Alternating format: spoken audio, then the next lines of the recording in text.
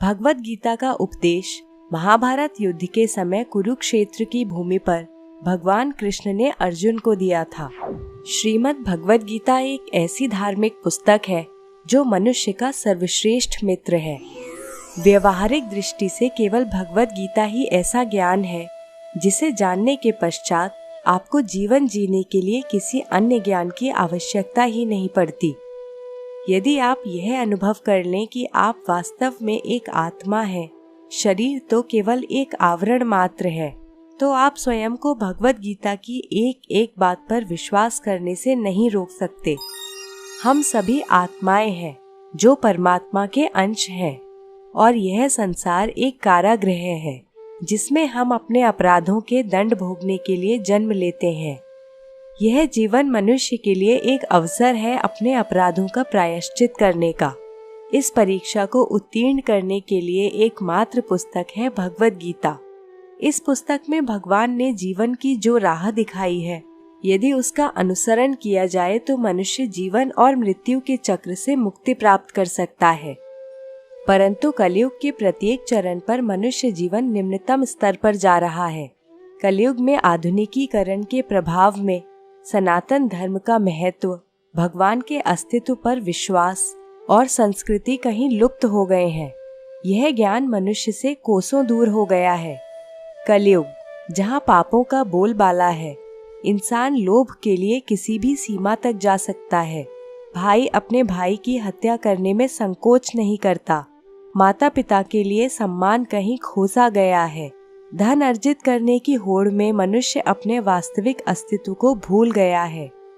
ऐसे घोर पाप के युग में भगवद गीता के अतिरिक्त कोई उपाय नहीं है। कलयुग में ऐसी स्थिति होगी, इसे ध्यान में रखकर ही भगवान कृष्ण ने लगभग 5000 वर्ष पूर्व ही मनुष्य के हित के लिए गीता का उपदेश दिया था। जो व्यक्ति कलयुग में भी भगवान के दिए इन उपदेशों का पालन करते हैं, वो उद्धार की राह पर अग्रसर होते हैं। कुल 18 अध्यायों में 700 श्लोकों के माध्यम से भगवान ने जीवन का ऐसा रहस्य बताया है जिसे जानने के पश्चात मनुष्य को ऐसी संतुष्टि और प्रसन्नता प्राप्त होती है जो संसार में कहीं भी नहीं मिल सकती। भगवान को कैसे प्राप्त करें, यह राह भी भगवद गीता आपको बताती है।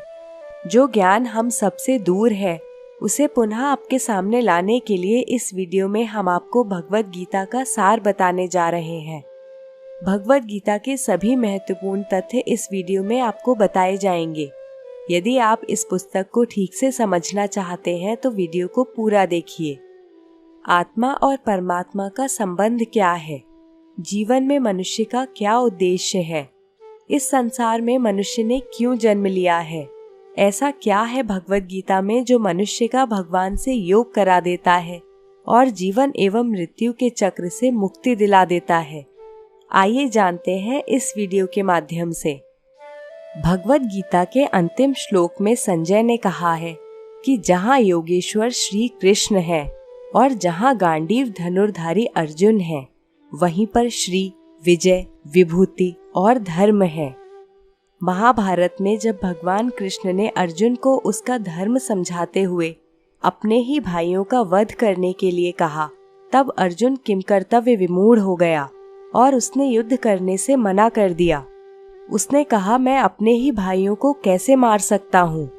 तब भगवान ने जीवन की वास्तविकता बताते हुए और धर्म का अर्थ बताते हुए अर्जुन को अपना वास्तविक रूप दिखाया।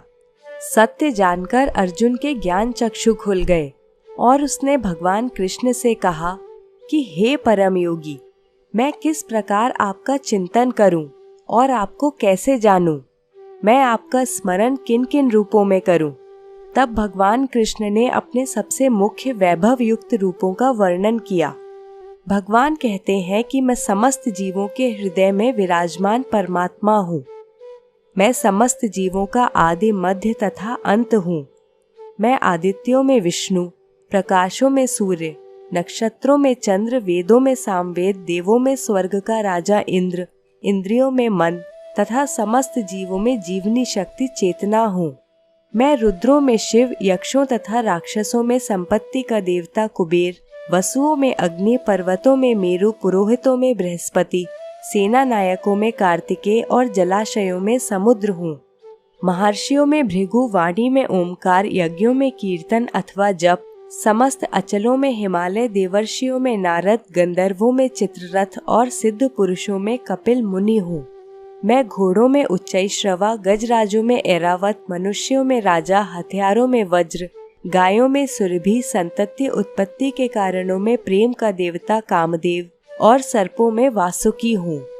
मैं नागों में अनंत नाग, जलचरों में वरुण देव, पितरों में अरिमा, नियमों के निर्वाहकों में मृत्युराज यम, दैत्यों में भक्तराज प्रहलाद, दमन करने वालों में काल, पशुओं में सिंह तथा पक्षियों में गरुड़ हूँ। समस्त पवित्र करने वालों में वायु, शस्त्रधारियों में राम, मछलियों में मगर, नदियों में गंगा, समस्त विद्याओं में अध्यात्म विद्या और तर्क शास्त्रियों में निर्णायक सत्य हूँ। अक्षरों में अकार हूँ, समासों में द्वंद्व हूँ, मैं शाश्वत काल हूँ। सृष्टाओं में ब्रह्मा हूँ, मैं सर्वभक्षी मृत्यु हूँ। मैं ही सबको उत्पन्न करने वाला हूँ। मैं समस्त महीनों में मार्गशीर्ष अर्थात अगहन, ऋतुओं में पुष्प खिलाने वाली वसंत ऋतु, छलियों में जुआ, तेजस्वियों में तेज, रहस्यों में मौन हूँ और बुद्धिमानों में ज्ञान हूँ। जो भी इस संसार में व्याप्त है वो मेरा एक अंश मात्र है। मैं समस्त सृष्टि का जनक बीज हूँ।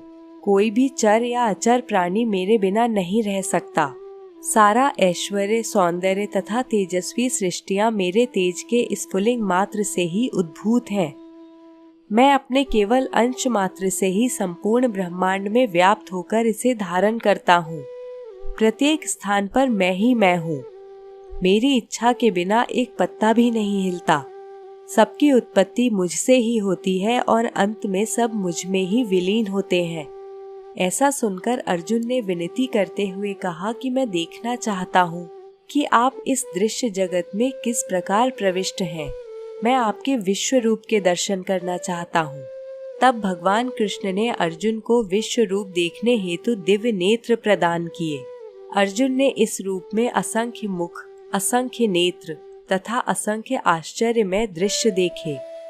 यह रूप अनेक दैवीय आभूषणों से अलंकृत था और अनेक दैवीय हथियार धारण किए हुए था। भगवान का यह स्वरूप आश्चर्यचकित करने वाला, तेजमय, असीम और सर्वत्र व्याप्त था। इस प्रकार अर्जुन भगवान के इस विश्व रूप में एक स्थान पर ही हजारों भागों में विभक्त ब्रह्मांड के अनंत अंशों के दर्शन कर सका। अर्जुन ने हाथ जोड़कर भगवान से प्रार्थना की और कहा, मैं आपके शरीर में सारे देवताओं तथा अन्य विविध जीवों को एक साथ देख रहा हूँ। मैं कमल पर विराजित ब्रह्मा, शिवजी, समस्त ऋषियों एवं दिव्य सर्पों को देख रहा हूँ। मैं आपके शरीर में अनगिनत हाथ, पेट, नेत्र और मुख देख रहा हूँ, जिनका कोई अंत नहीं है। आप में ना अंत दिखता है, ना मध्य और ना ही आदि। आप ही परम हैं। आप इस ब्रह्मांड के परम आधार हैं। आप अपव्यय तथा पुराण पुरुष हैं। आप ही सनातन धर्म के पालक हैं। आपका यश अनंत है। हे योगेश्वर, आपकी असंख्य भुजाएं हैं। सूर्य तथा चंद्रमा आपकी आंखें हैं। मैं आपके मुख में प्रज्वलित अग्नि निकलते और आपके तेज से संपूर्ण ब्रह्मांड को जलते हुए देख रहा हूँ। भगवत गीता में भगवान कहते हैं कि यदि मेरी शरण में आना चाहते हो तो इस जीवन को मेरी भक्ति के लिए उपयोग करो। मेरी भक्ति तुम शरीर नहीं अपितु आत्मा के माध्यम से ही कर सकते हो। जिस प्रकार शरीर को दुरुस्त रखने के लिए खाने की आवश्यकता है, उसी प्रकार आत्मा को दुरुस्त रखने के लिए मेरी भक्ति की आवश्यकता है। जब तक तुम इस भ्रम में रहोगे कि तुम एक शरीर हो, तब तक तुम मुझ तक नहीं पहुंच सकते। जब तुम्हें यह ज्ञान हो जाएगा कि तुम शरीर नहीं अपितु एक आत्मा हो, तब तुम मेरे द्वारा दिया गया यह ज्ञान अर्जित करने के और मेरी भक्ति करने के योग्य होगे, और तब तुम्हें मेरी शरण में आने से कोई नहीं रोक सकता। इस संसार में जो भी तुम छूते हो, चखते हो, देखते हो, अनुभव करते हो, वो सब मेरी ही रचना है, परंतु मैं स्वयं इन सब से परे हूँ। इस संसार में अपनी इंद्रियों के माध्यम से तुम जो भी अनुभव करते हो, उससे आत्मा का कोई संबंध नहीं है। भगवान कहते हैं कि आत्मा को कोई नहीं मार सकता। इस संदर्भ में भगवत गीता का एक श्लोक है, नैनम छिन्नन्ति शस्त्राणि नैनम दहति पावकः न चैनम क्लेदयन्ते आपो न शोषयति मारुतः। अर्थात इस आत्मा को शस्त्र नहीं काट सकते, इसको आग नहीं जला सकती, इसको जल नहीं गला सकता और ना ही वायु सुखा सकती है। भगवत गीता में भगवान ने कहा है कि मनुष्य जीवन एक ऐसा अवसर है जब व्यक्ति स्वयं की आत्मा को परमात्मा में विलीन कर सकता है और केवल भक्ति के द्वारा ही यह संभव है। इसलिए ही कहा जाता है कि मनुष्य जन्म प्राप्त करना सौभाग्य की बात है। 84 लाख योनियों में जन्म लेने के पश्चात मनुष्य जन्म प्राप्त होता है। इस जन्म में भी मनुष्य की परीक्षा भिन्न भिन्न प्रकार से होती है। जैसे माया के चक्रव्यूह में फंसकर व्यक्ति केवल लोभ, असत्य, व्यभिचार, जुआ आदि की ओर आकर्षित होता है और अपना परमात्मा के साथ संबंध भूल जाता है। आत्मा का परमात्मा के साथ संबंध ही स्थायी है। सभी सांसारिक संबंध जैसे माता पिता, भाई बहन, पति पत्नी, संतान और अन्य संबंध अस्थायी हैं, अर्थात केवल एक जन्म तक ही सीमित है। जैसे ही आत्मा दूसरा शरीर धारण करती है, सभी संबंध बदल जाते हैं। भगवान कहते हैं कि आत्मा का स्वभाव सत्चित आनंद है, अर्थात सदैव आनंदित रहना। आत्मा इस दुनिया के दुख सुख आदि से प्रभावित नहीं होती। मनुष्य जीवन के 4 स्तंभों धर्म, अर्थ, काम और मोक्ष का ज्ञान जिस व्यक्ति को हो जाता है, उसे इस संसार से मुक्ति मिलना निश्चित है। धर्म का अर्थ भगवान भगवत गीता में विस्तृत रूप से बताते हैं। हिंदू, मुस्लिम, सिख, ईसाई आदि धर्म नहीं है, अपितु मनुष्य को कर्म करते हुए जीवन कैसे जीना है, जीवन का सदुपयोग कैसे करना है, शास्त्रों में उल्लेखनीय नियमों का पालन करते हुए जीवन व्यतीत करना ही धर्म है। अर्थ का संबंध है इस संसार में आत्मा अपने अस्तित्व का अर्थ समझे। इस संसार में रहकर सभी संबंध निभाते हुए, कर्तव्य करते हुए और सांसारिक जीवन का सुख भोगते हुए इस जीवन रूपी गुत्थी को सुलझाकर स्वयं को परमात्मा से जोड़ने का कार्य करे। तीसरा स्तंभ है काम। भगवान कृष्ण ने गीता में कहा है कि प्रत्येक मनुष्य काम, क्रोध, मोह, लोभ, ईर्ष्या और अहंकार से पीड़ित है। मनुष्य को चाहिए कि वो इन मानसिक स्थितियों को नियंत्रण में रखते हुए जीवन यापन करे, क्योंकि इन भावनाओं से प्रभावित होकर मनुष्य कभी भी परमात्मा की शरण में नहीं जा सकता। चौथा स्तंभ है मोक्ष। जब तक मनुष्य इच्छाओं का त्याग नहीं करेगा, तब तक मोक्ष के द्वार तक पहुंचना असंभव है। भगवत गीता में भगवान कृष्ण कहते हैं कि मनुष्य की इच्छाएं उसके इस संसार में आने का बहुत बड़ा कारण है। यदि मनुष्य लोभ, इच्छाएं, अहम आदि का त्याग कर एक सादा जीवन व्यतीत करे और सभी नियमों का पालन करते हुए मेरी भक्ति में लीन हो जाए, तो आत्मा को मोक्ष अवश्य प्राप्त होगा। परंतु उससे पहले अपने पाप और पुण्यों के अनुसार आत्मा को स्वर्ग और नरक भोगने पड़ते हैं। यदि कोई आत्मा स्वर्ग की ओर आसक्त हो जाती है, वहाँ की भव्यता देख विचलित हो जाती है, तो उसे वहीं रहना पड़ता है और उस जन्म में उसके लिए मोक्ष के द्वार बंद हो जाते हैं और पुनः मुक्ति पाने के लिए एक नया शरीर धारण कर आत्मा को पुनः सभी प्रयत्न करने होते हैं। जहाँ भी किसी इच्छा या लोभ ने जन्म लिया, वहीं पूरी मेहनत पर पानी फिर जाता है और दोबारा जन्म लेकर परमात्मा तक पहुँचने के रास्ते खोजने होते हैं। जब तक आत्मा अपने अस्तित्व को नहीं पहचानती, तब तक उसे कर्मों के अनुसार नए नए शरीर धारण करने पड़ते हैं। भगवत गीता में कर्म योग, भक्ति योग, राजयोग और ज्ञान योग का वर्णन है। जब मनुष्य शरीर द्वारा कर्म करके परमात्मा के साथ योग करता है, तो उसे कर्म योग कहा जाता है। कर्म योग में व्यक्ति सदैव परमात्मा द्वारा बताए गए नियमों का पालन करते हुए कर्म करता है और परोपकार करते हुए जीवन व्यतीत करता है। भगवान कहते हैं कि यदि कोई व्यक्ति स्वयं को मुझे समर्पित कर दे, तो उसे मैं प्रसन्नता पूर्वक स्वीकार करता हूँ और उसे अपनी शरण में ले लेता हूँ।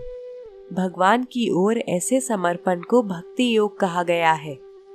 गीता में भगवान ने कहा है कि यदि कोई मनुष्य ध्यान के उस स्तर पर पहुंच जाए जहां वो सभी चक्रों को सिद्ध करके कुंडलिनी जागृत कर ले, तो वो परमात्मा से योग कर सकता है।